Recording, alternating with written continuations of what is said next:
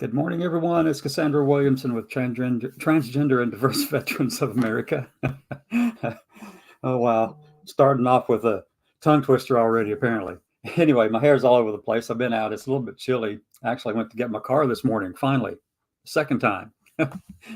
This time, though, the caliper fell off that they put on my car. How the heck does a caliper fall off? Anyway, it fell off. And then they replaced it at no cost to me. Thank goodness for that, right? Yes, it was their fault anyway. It's brand new. So yeah, I got my car back today. We're going to do a little bit of talking and exploring the news and just seeing what's out there we can talk about, and then maybe go look over at Twitter and see what's happening in the Twitterverse. We'll check that out too. But anyway, I hope everyone's doing well today. Thank you. So with that, let me roll the intro.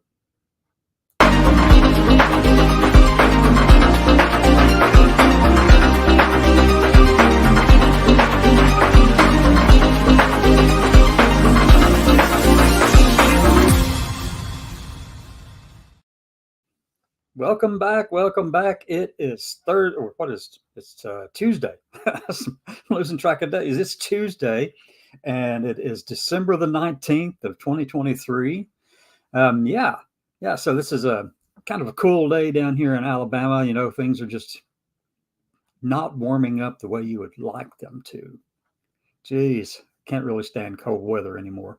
Used to love it. Used to love going skiing and stuff like that, and just being out and about in the cold weather. I love the snow. As a matter of fact, when it's really picturesque, like, the Christmas scenes that you might see up in New England or something like that, maybe a long time ago, I don't know about right now, but, snow on the ground and lights and all that kind of stuff. It was just so idyllic to me. I love that kind of imagery. So anyway, let's take a look at some of the news stories today and see what's going on. There are several out there that are really interesting. So let's take a look. Let's go see what's happening over on my share side of things and go to the window. We'll go right here to look at that article first. This one is by the Daily Signal. Daily Signal is a publication of the Heritage Foundation. And you can expect it to be pretty horribly bigoted and biased and Hitler-esque. No other way to put it. That's exactly what it is. This senator blocks Air Force colonel's promotion over divisive DEI policies. This is Rob Bluey, one of the editors at the Daily Signal. And so Senator Eric Schmidt, Republican from Missouri, stepped in to put a hold on Johnson's ascension to brigadier general after a 10-month blockade of all military promotion by Senator Tommy Tuberville. Wow. Why? Well, he goes down through and starts talking about all the things that Colonel Johnson has done there at, I think it was MacDill Air Force Base, and had implemented some DE&I programs and some requirements and stuff like that, trying to make sure everybody was accepting and understood what this meant, that it's not a one-time flash, you just check off the box. It's a process of actually enabling people to be able to recognize their own biases, which Heritage doesn't want to do. They want to just kind of wash it away and pretend they don't exist, even though we know they exist. But they don't want to see it. That just hurts their feelings so bad. So that's what this is all about. Eric Schmidt is putting a hold on Colonel Johnson's promotion to brigadier general because, D&I. Right? What? What the heck is that about? You've got to be kidding me. The military is a reflection, demographically of the country. And you want the doors to be open just as much for everyone as for whatever the majority is. In this case, it's, white people. And, I've got no problem with that. That's absolutely the way it should be. You ought to be focusing on including people and making sure your systems do not enable racism or any kind of isms out there, toward any group of people, any group of potential officers and enlisted personnel in the Air Force. And Johnson took steps to make sure that was actually happening and made that work. But Heritage and Rob Bluey with this article strongly opposed acknowledging all of that. And I think the term that was used down through here was, let me see, I saw it just a minute ago. Something about this. It wasn't, let me see. I remember reading it here in just one second. It's some phrase that was used that I really, really, really liked. And it wasn't about being colorblind, but being color conscious. So being color conscious as opposed to being color blind, because color blindness implies that you can just sweep it under the rug and pretend it doesn't exist, even though we know it exists. But I take it a step further. This should be minority conscious. You should be aware of the differences that each group of people experience as a result of their identity as a minority, regardless of what those are, regardless of how many times they may intersect with each other, and they do a lot. But those intersectional type of identities, I mean, the challenges that those groups of people face is far greater than the ones who have fewer intersectional identities. And white is an identity too, by the way, just so you know, it's one of those identities. So, yeah, I mean, you've got to have recognition of these things. If you don't look for them and look at them and you pretend, I mean, if you pretend they don't exist and you do this minority blindness, as opposed to minority conscious awareness, if you don't see them, then you can pretend they don't exist, or I bet you can pretend they don't exist so that you can't see them. And that's what Heritage is wanting to do, folks. That's exactly what Heritage Foundation is wanting to do. As Dr. Roberts said in the foreword to Project 2025, written this year, 2023, published a book, Mandate for Leadership, The Conservative Promise, Heritage Foundation, 214 Washington or Massachusetts Avenue Northeast, Washington, D.C. I put that in there just to make sure that I give proper credit. But Dr. Roberts has made it very clear what his intent is with this. And Rob Bluey is just continuing that narrative. And this is the kind of narrative that you can see taking place across the whole of the different media sources and outlets on the conservative side of things, because you can see that they're developing this narrative and they're putting it out there, and it's following the Heritage playbook. And obviously Daily Signal would be doing this because it is a Heritage product. But what did Dr. Roberts say, though? He wanted to go in, and I think he said it on the bottom of page 4 in the Project 2025 policy document, the numbered page 4. The bottom of that, he says, we want to delete from the whole of the federal government these words: sexual orientation, gender identity, diversity, equity, inclusion, gender anything, reproductive health, reproductive rights, abortion, and then a comma at the end that said, and any other term that offends the First Amendment rights of Americans. As if the rest of us don't have First Amendment rights. I mean, it's just craziness. And this is the kind of, it's what they want to get back to. And this is what they've said. I've read this in some other chapters. They want to be a colorblind society. They want this to be a colorblind country. That's so that they can feel good because they don't see the differences. They don't see, feel, or experience or understand or even want to understand those things. They just pretend they're not there. So what happens after you say, that might offend the First Amendment rights of Americans?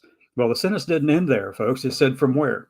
Every policy, rule, regulation, grant, even across the whole federal enterprise and across the nation. Further down in that forward and throughout that document, if you can go back and watch some of these shows that I produced that have to do with, I took each section at a time, the forward, chapter 1, 2, 3, different things. I did a chapter or a section at a time and went through it to find all those words about either whether it was woke or social something or faith, as well as gender and sex and, diversity, any of those terms. And this document, this 920-page document, is full of words like that they want to delete and not hear about. And then in one section, they even said, hey, we got to do some research on the negative impact of gender affirming care based on biblical principles and social, let me see, social whatever. There's a sociology based on sociology, but they're basing their sociology on their biblical basis. In other words, conversion therapy crap, right? We know that's just harmful, period, harmful. We know that. Anyway, that's the kind of stuff that they're doing. And this is in this article right here, this Daily Signal article by Rob Bluey, came out when? This morning, I think? December 18th. That was yesterday. So anyway, it came out and they're going after this colonel and holding up his promotion to brigadier general because he was talking about diversity, equity, inclusion, and also had read a book, and promoted a book that had to do with racism and racial understanding and that kind of stuff. He was pushing it out there, talking about it. That's fine, though. I mean, my God, what's wrong with these people? Eric Schmidt, back off, son. But he's going to hold right on to it. He doesn't care what I have to say about it.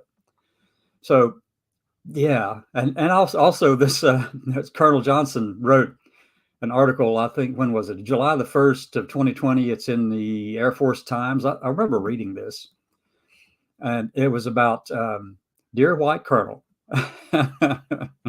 Dear White Colonel, and he says, as white colonels, you and I are the biggest barriers to change if we do not personally address racial injustice in the Air Force. Defensiveness is a predictable response by white people to any discussion of racial injustice. White colonels are no exception. We are largely blind to institutional racism. And we take offense to any suggestion that our system advantages us at the expense of others. He is so right. That statement is dead on. Every time you talk about institutional racism or any kind of racism issues or minority, consciousness issues, conscious issues. I mean, anytime you talk about that stuff, people get so bent out of shape over it. And that tells me they have a way to go.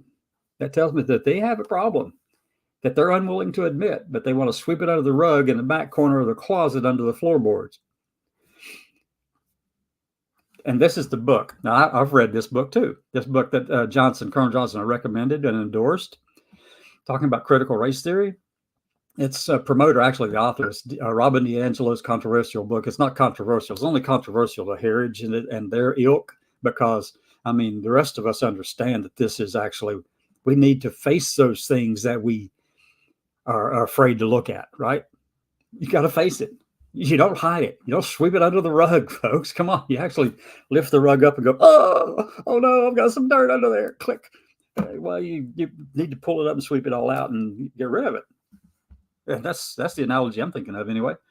And that book was called White Fragility, Why It's So Hard for White People to Talk About Racism. I read that thing, shortly after it came out, I think. Somebody said, you got to read that book. And yeah, it can be a little tough, folks, to look in that mirror and actually have the mirror slap you in the face. Yeah, but sometimes that's the most important thing we can do to be cognizant of the lives that other people are having to live. We need to figure out how to see the world through their eyes, or at least let them tell us what that world is like, and then hear them and not try to put them down because, we don't want to hear it. Anyway, this whole article is about that diversity agenda in the Air Force, the Air Force's Office of Diversity and Inclusion in January 2021. Let me see. It's just all over the place through here. And somebody obviously wrote in, you got this person by the name of Will, what's his first name? Will is his first name. Thibault, something like that. I know his name's in here somewhere. I just read it a minute ago. Anyway, it's Will Thibault, an Army veteran who's now at the Claremont Institute. And obviously the Claremont is one of those organizations that supports Heritage. It's one of the 80 plus organizations that's behind Project 2025. So I don't expect anything less, regardless of whether you were in the Army or not. Thibault. Oh my God. Johnson's command climate survey results. He makes personal decisions based on race. There is no place in an institution that should be solely committed to merit. We just want to make sure the playing field is level for everyone. so that those who do have merit are actually seen and recognized and heard and promoted. But that's not the case, because you got to lift the rug up to look at your own biases, to figure out, look in that mirror and figure out what it is about you that makes you feel so offended to talk about institutional racism or racism at all. What is it about you that makes you so offended to have that conversation? That's not the minority's fault. It's yours. Okay. Let's go back and let's see what's happening over on the homepage here. Okay, so next point I wanted to bring up, let me see. I'm going to present from another page now, and we'll go talk about another article. Let's go over to, I don't know, let's go to this one. The creator of Godwin's Law says Biden is right about Trump and Hitler. Look, first thing is, fascism is a horrible, horrible ideology. I mean, we fought against that. We fought a world war against fascism to put it down. You know, people like Hitler and Mussolini and Pinochet and different ones. I mean, all of those fascist leaders, different types of fascism, but still fascist leaders. They did certain things that made their countries fascist. And so in 2003, Lawrence Britt did a study on fascism and wanted to find out what the characteristics were that defined a fascist government or a fascist way of thinking. So he published that article in 2003, and he listed 14 points, check boxes, that you could go down and look at and just say, does this nation fit this? Does this group or ideology, like let's say the Heritage Foundation or Trump for that matter, you can just go down through there and check off the boxes. Every single one of those 14 points has been hit by Trump and the Heritage Foundation and their supporters. But yet they want to make us over on the left look like we are the ones who are fascists, when in fact that is not the case at all. They need to turn the mirror around and look in it. Because they fit every one of those 14 points. And what Britt did, he reviewed 6 or 7 fascist governments in history, recent history. I mean, within the past 120 years or so. He reviewed those things and came up with those 14 common characteristics. And every one of them are over there on this side where Trump's located. And then you have Trump going around and saying, you know, what was the first thing he talked about? Hitler comparison. People have been comparing him to Hitler for a while. We know that he had a copy of Mein Kampf that he kept by his bed. We know that I don't know if he read it, but apparently he did, because he uses words like vermin, talking about, you know, minorities or immigrants or anything like that sweeping across the country and then poisoning the blood. Those two, I mean, as they mentioned in this story, if this person's story is written by Calder McHugh, and this is Politico, just so you know, published about an hour ago, maybe 2 hours. But in this, we're talking about Godwin's Law. And Godwin is named for Mike Godwin. I'll read right here, Mike Godwin, an early internet enthusiast who coined it back in 1990. It's also understood that often the party mentioning Hitler or Nazi is losing the argument, though that's not part of the law itself. That would be true, and he mentions it down through this article, if it appeared that only one time this had occurred. These equating of phrases and turn of phrases and turn of thinking that was borrowed from fascism, Hitler or Mussolini or Pinochet or Kim Jong-un or Putin, to idolize them, you know? Well, you could probably look over it if it had only occurred once with one of the terms. But to have it occur with 2 separate parts and then it being repeated deliberately, then that means that Mr. Trump knows exactly what he's doing. He's doing that to point out that that's what he thinks and believes. Now, over on the conservative side of things, folks, I'm sure you've heard of Matt Walsh, okay? And over on Matt's Twitter profile, he tells you exactly who he is. He's not afraid to admit it. Unlike these cretins over here at Heritage and Trump and all these different ones on the conservative side of things, they don't have the balls to go out and say that they're actually theocratic fascists. But that's exactly what they are. Trump's not so much theocratic. He doesn't give a damn about that. He just uses that to be able to get to you. That's all he does. It's just a power grab. He knows he can get that group out there. If he can get the evangelicals over on his side, well, he's got it made, you know? So anyway, Godwin's Law. So let's see right here. Trump's opening himself up to the Hitler comparison, Godwin said in an interview. And in his interview, Trump is actively seeking to evoke the parallel. Yes, of course. Trump has made almost identical comments in an interview with the far-right website, The National Pulse, in November. At the same time, Trump also called his political opponents vermin, all rhetoric that Hitler used to disparage Jews. You could say the vermin remark or the poisoning the blood remark. Maybe one of them would be a coincidence. Godwin says, but both of them pretty much make it clear that there's something thematic going on, and I can't believe it's accidental.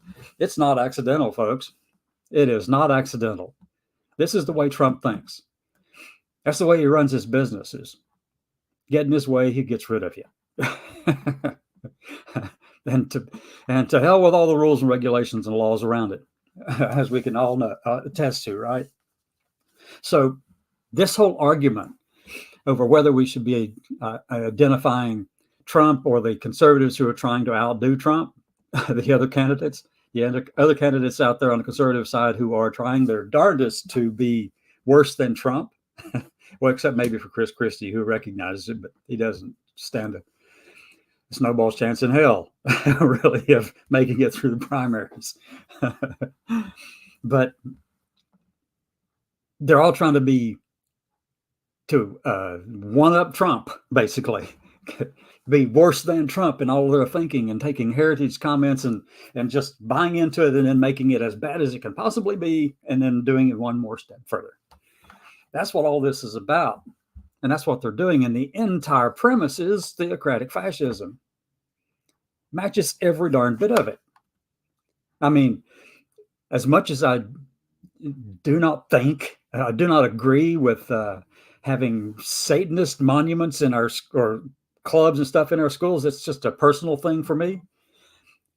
There is no reason why they can't be there.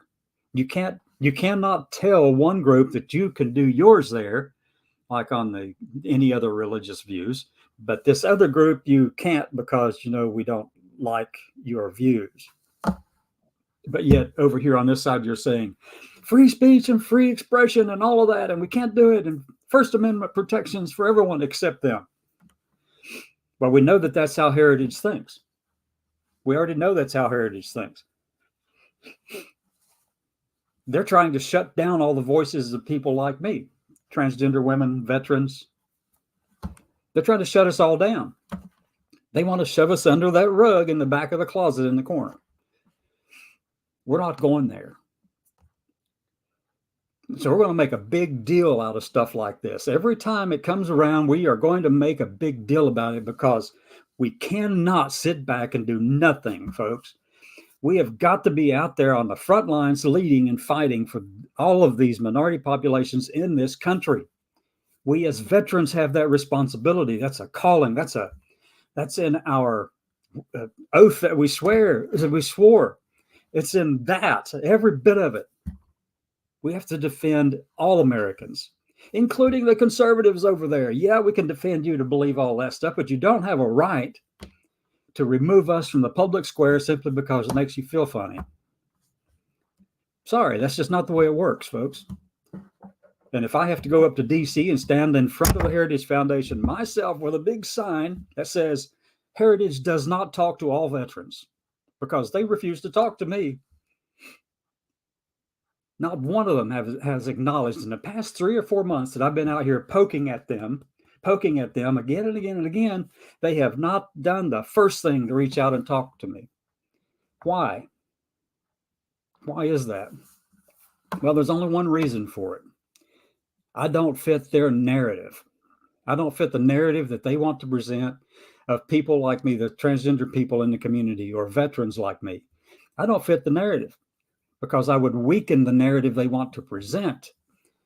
They want people who aren't connected to the military as much as possible, standing up here, spouting stuff off and talking with them about it. But then if you put someone who is a veteran and also in that community up on the stage, talking about anything or talking to them and having a dialogue with them, then it would make the people viewing this particular conversation or whatever is taking place through the lens of this person is a veteran too. So how do we handle that? Because that would, kind of sow some seeds of doubt in the minds of those who are listening to all this crap, who believe it. That's the way it is. I have tried repeatedly to connect with people. From Christopher Rufo, I sent Christopher Rufo some emails and tried to connect with him, reach out to him on Twitter, tried to connect with him on Twitter and anyone, any place like that. And I'll be darned if they just don't acknowledge my presence. And even the emails I sent, Christopher unsubscribed. And I'm just finding this really weird because they don't want to talk to people like me. I don't fit their narrative. So that means I've got to go stand in front of their face. I've got to get their attention with the media and everybody out there. We've got to do this now to be able to stir this up. If I went to DC, how many of you would follow me? If I went up there to DC and stood on the corner right there in front of the Heritage Foundation offices, which is at 214 Massachusetts Avenue Northeast in DC, which is right from Union Station, right just a block or so down from Union Station. It's pretty close. And then if I stood there on the corner with a big sign that says Heritage does not talk to all veterans, and they don't talk to me, how many of you would go with me? How many of you would do that in your capital cities across the country, particularly where there are conservative leaders in that state who are going after transgender people, LGBT people, minorities of all kinds, going after schools that teach anything to do with diversity and equity and inclusion? How many of you would stand with me in that fight? Well, we're going to find out. We're going to find out. It's coming soon, folks. We'll keep planning and pushing it, and we'll make this happen. You're either with me or you're not. And it's that simple. Now let me go back over to here. And let's see what we have going on right now. Nothing at all? Yeah. All right. So we're going to do one of these shows that's just me getting pissed at everybody pretty soon. All right. With that, we're going to do the outro and say have a great day, everyone. See you at 5 this evening, 5 Central, 6 Eastern.